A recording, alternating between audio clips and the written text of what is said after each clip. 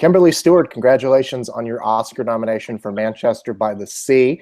You're one of the nominated producers for the film. How did it feel getting the news that you had been nominated and that the film had gotten these 5 additional nominations, including for directing, 3 for acting, and for screenwriting? Oh gosh, we were overwhelmed. I mean, you set out to do a film, you set out to make an awesome one, and to receive the awards and accolades and have to be received well by your peers, other filmmakers, and people in the industry feels really good. Well, I should note that of special interest for yourself, you are only the second African-American woman to be nominated for producing a Best Picture nominee. You're second after Oprah for Selma. So what does that kind of recognition mean for you, number one? And number two, does this mean you're going to have your own talk show now? I was a broadcast journalism major, so in some ways I've been trying to follow in her footsteps, but it feels crazy. I'm like grateful to be even considered in a group with her, and hopefully, we both keep breaking those glass ceilings to, provide opportunities for others. Absolutely. So let's talk a bit about your involvement with this film. How did you get involved with it? What stage of it? I was in the stage. Casey was already attached to the project. We were working on another film with Kevin Walsh, who was one of the producers on Manchester. He said, I really want you guys to read this script. He sent it over to my head of development, who's reading scripts all the time. And he said, stop everything you're doing, everything I told you to read before, read this script. And he's like, and then call me back in like an hour. And about an hour and 30 minutes later, slow reader, I called him up, this is what we have to do this. Casey's someone I've been wanting to work with. He's kind of been on my hit list of people you want to work with before you die as a filmmaker. He was one of them, and the script was so amazing. It was just a win-win for us. What about it jumped out at you and made you have that kind of a visceral reaction to it where you had to do it? It tapped into one of those movies that I loved and had watched as a teenager, Kramer versus Kramer, right? And kind of goes back to those throwback Hollywood classics.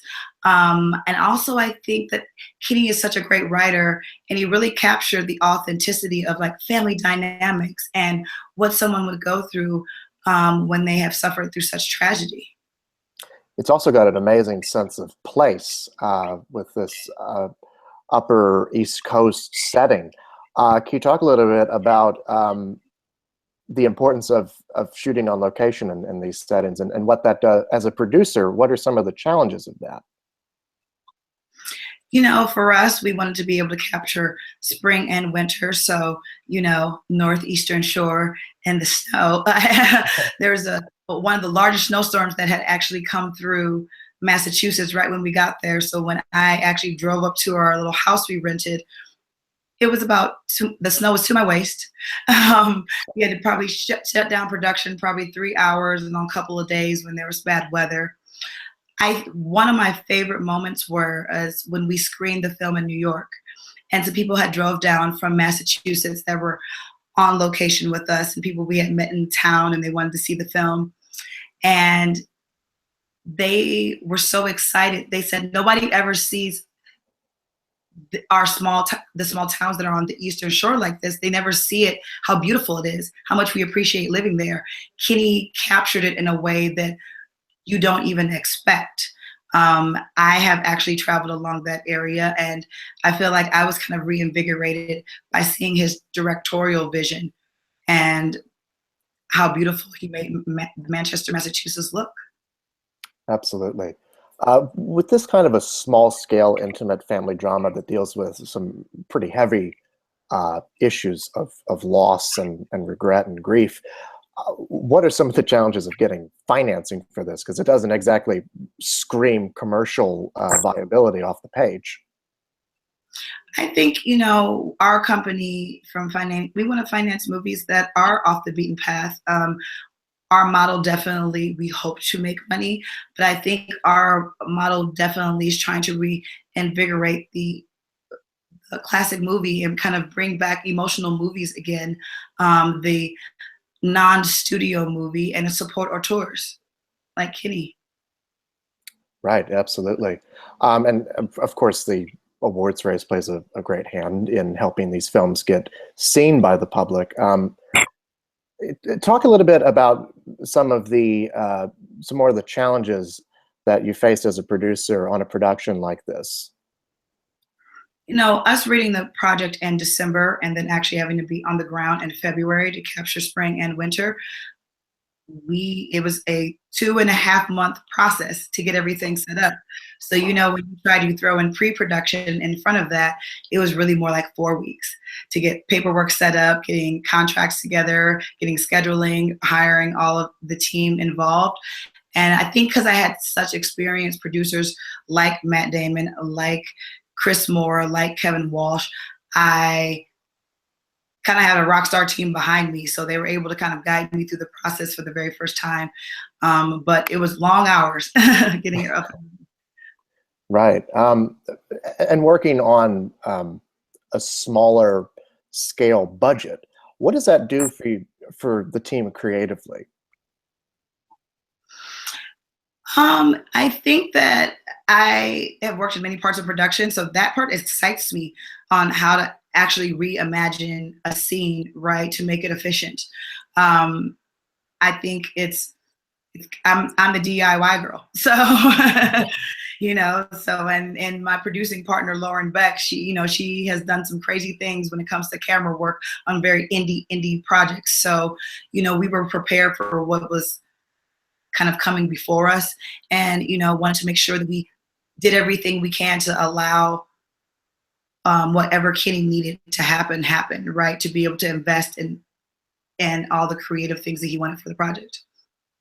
And how hands-on are you as a producer creatively? I want to be as hands-on as possible. That is something that I'm trying to redefine, because we finance, and sometimes I'm wearing my ugly financier award, right? And I want people to know that I'm trying to redefine that, right? And I don't think that you can really invest in independent films and not like it from a creative way. I think that that's going to be the piece to kind of help bridge the gap between the financier and the filmmaker, right?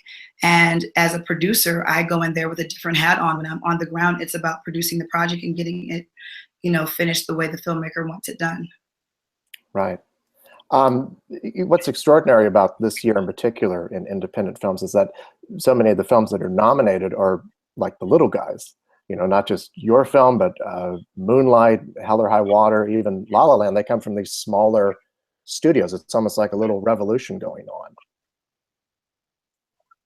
Yeah, no, I'm so excited about the films that are out this year. I mean, Moonlight was a project that I loved. I actually saw it at Telluride. I walked out of the theater as well crying, just like Manchester. And, it's just cool to be in a group of people that are coming out with these type of independent projects, things that move people, and kind of reinvigorating the non-studio film, typical studio film. Mm-hmm. You guys have had such a wonderful trajectory since premiering at Sundance. What has that experience, I mean, it's been a full year of this. What has that experience been like from start to finish, watching people come to the film and appreciate it? It's so many stories that we have gotten, and even friends of mine who now have seen the movie kind of are opening up about like personal tragedies in their life. I think has been very healing and therapeutic, our particular movie, for people, for them to understand that they actually resonate with the family dynamics that Kenny so beautifully has written, that Casey and Lucas and Michelle performed, right? They're able to almost kind of do this therapeutic process as they're going through the movie. And so it's great to hear that people see how healing it is, and see how to see people really connect with the material.